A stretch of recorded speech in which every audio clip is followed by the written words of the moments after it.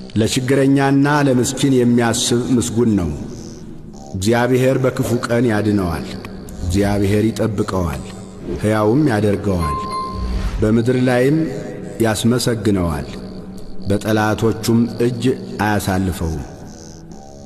እግዚአብሔር በደዌው አልጋ ሳለ ይረዳዋል፣ መኝታውን ሁሉ በበሽታው ጊዜ ያነጥፍለታል። እኔስ አቤቱ ማረኝ፣ አንተን በድያለሁና ነፍሴን ፈውሳት አልሁ። ጠላቶቼም በላዬ ክፋትን ይናገራሉ። መቼ ይሞታል? ስሙስ መቼ ይሻራል ይላሉ። እኔን ለማየት ቢገባ ከንቱን ይናገራል። ልቡ ኀጢአትን ሰበሰበለት። ወደ ሜዳ ይወጣል ይናገራልም።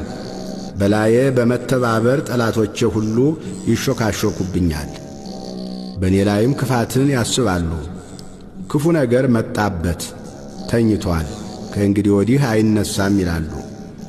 ደግሞ የሰላሜ ሰው የታመንሁበት እንጀራዬን የበላ በእኔ ላይ ተረከዙን አነሣ።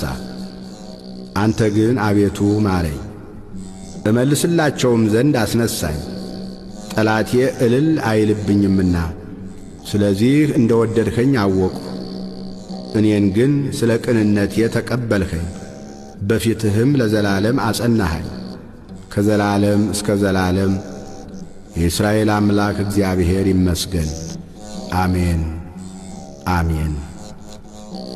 ስብሃት ለአብ ወወልድ ወመንፈስ ቅዱስ ለዓለም